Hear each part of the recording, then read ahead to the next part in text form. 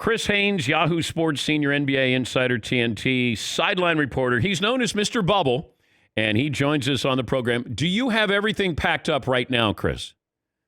Oh, yeah, yes, I do. I'm ready. I shipped things ahead of me a couple of days ago. I got some suits in there. So, I don't never pull for any particular team to win, but I wouldn't mind if it ends tomorrow. I saw where LeBron's already up. He was tweeting people at 6:30 in the morning just to say that he'll sleep when he gets out of the bubble here. You know, you start to realize this. He's been in the bubble 91 days. How many days have you been there? 102 today. 102. Not that I'm counting, but 102 today. But DP, before I got to pivot, just like the debates from last night. You know, they ask you a question and they answer something else. Yes. And so, to your point about the long ball versus catching a pitch. Look, I grew up a big David Justice fan, huge David Justice fan, and in David Justice prime, on his side with him was Halle Berry. Yes. Now, I don't recall, David Justice, good home run hitter. I don't recall Ozzie Smith having the hot babes. One of the best defensive players we ever had in this game. I don't recall him having the likes of a Halle Berry on the side. So with that being said, I would pick the long ball. I would pick to hit the game-winning home run any day over a game-saving catch. I think as good-looking as David Justice was, he could be a light-hitting catcher, and Halle Berry would still have liked David Justice. So I think, come on. You're probably right. You're probably right. Do you realize that I did an interview with David Justice when he was with the Braves, and I go over to his condo in Atlanta. I was working for CNN at the time. Mm-hmm. And I go over, and Halle Berry's there. And I do the conversation. Now, nobody knew who Halle Berry was. I go in, we sit down, we talk, and, he says, during the interview, he says, I don't, it's hard for me to go to bed at night because I'm usually watching, sports late at night. And she's over on the couch watching this. And I said, so out of character, I go, wait, she's in bed and you're watching me on TV? And he goes, yes. And I went, what is wrong with you? Well, we see why it didn't work out. Yeah, because he liked me a little bit more than he liked her, I think. Priorities are all messed up. Is there a chance the Heat extend this? I mean, there is a chance, but the likelihood of a Game 6 is what, in your opinion? Oh, God. I mean, look, the Heat are a resilient group. They fought back in Game 4. I didn't expect them to have make it such a close game with Bam coming back for the first time since Game 1. So no, there's no quitting this team, and I think they've shown it all playoff and especially all regular season long just how resilient they are. But with that being said, man, look, I felt like if Miami got Game 4 and the series was 2-2, I felt like Miami may have a good shot at taking it because I think the way that they're made up with a bunch of dogs over there, I just think they're probably a little bit mentally tougher. But I just think personnel-wise, especially with the way Miami is hurting, that gives the edge to the Lakers. So for that alone, I think Lakers get the next game. I wondered about this, that LeBron was upset that, not that he didn't win the MVP during the regular season, that he got very little respect from the voters, that the Greek Freak ran away with it. And I'm wondering if those voters maybe realize, or, if you did a redo right now, LeBron would have been the MVP for the season if you included the postseason with the regular season. It doesn't work that way. I feel like he might get a little more love in the bubble for the MVP over Anthony Davis. Do you have a vote? And if so, who are you voting for? I do believe I have a vote right now. Based off like if it ended today, after 4 games, LeBron probably gets the nod. AD he was in foul trouble Game 3, so it wasn't as effective. But it's funny, DP. Like, I'm gonna ask you this because I was talking to my brother Mark Haynes about this. Being that I have a vote. So when you vote for Finals MVP, it just depends on the voter. Do you vote the winner based on their performances accumulative in all 4 wins, or do you base it off the course of the whole 7-game series, wins or losses. I wouldn't have a problem with either one, and they don't give you guidelines No, they don't. because every year I would vote Jordan MVP for the regular season. Mhm. And even though Charles won at one time, Karl Malone won at one time, I just said there's no more valuable person to the NBA than Michael Jordan. You get to the finals, and I would vote Michael.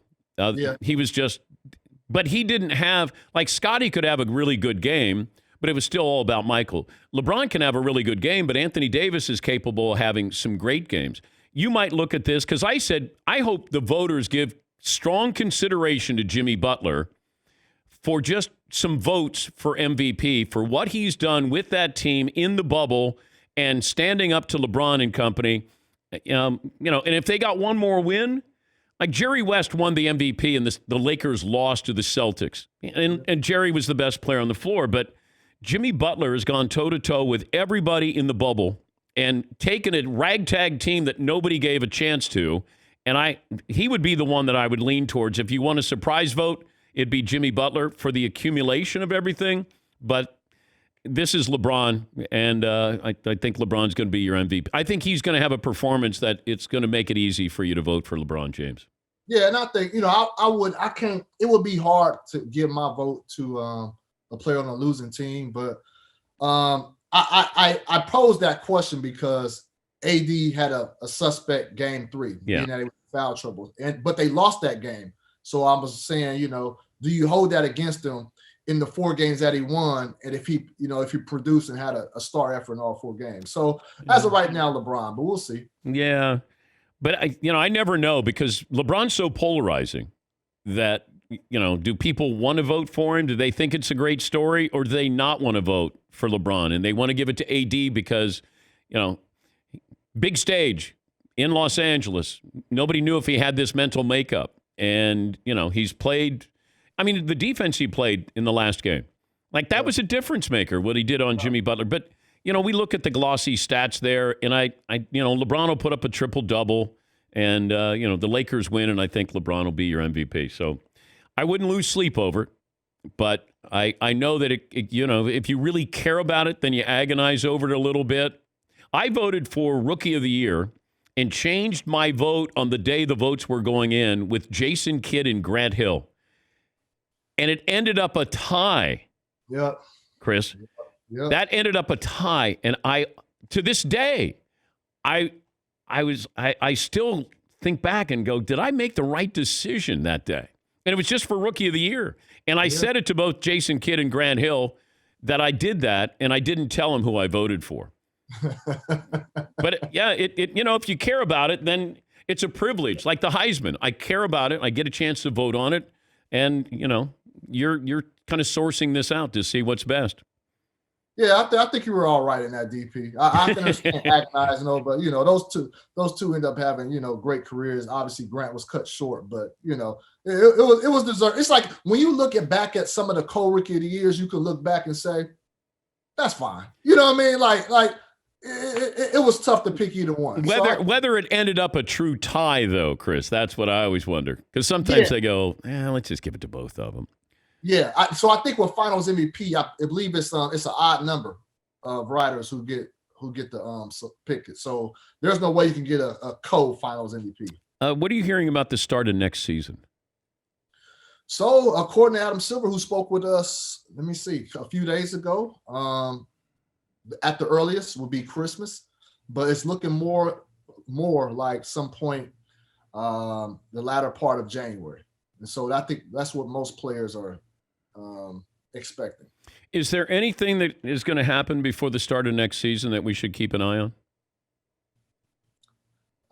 No. We have some coaching vacancies, which I'm kind of surprised we haven't filled those. What's the holdup with Indiana, with Houston, with New Orleans?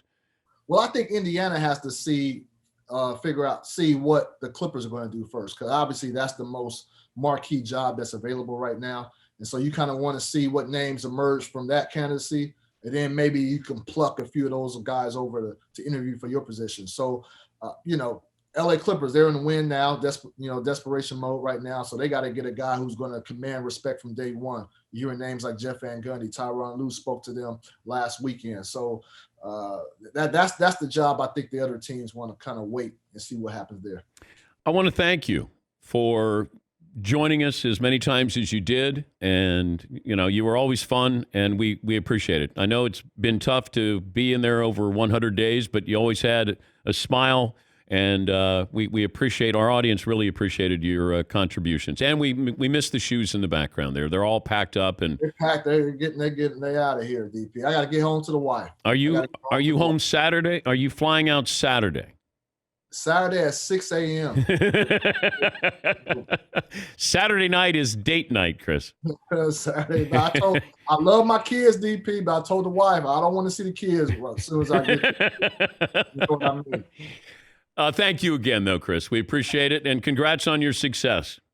Thank you, DP. That's Chris Haynes, Yahoo Sports, and, of course, working the sidelines there at TNT.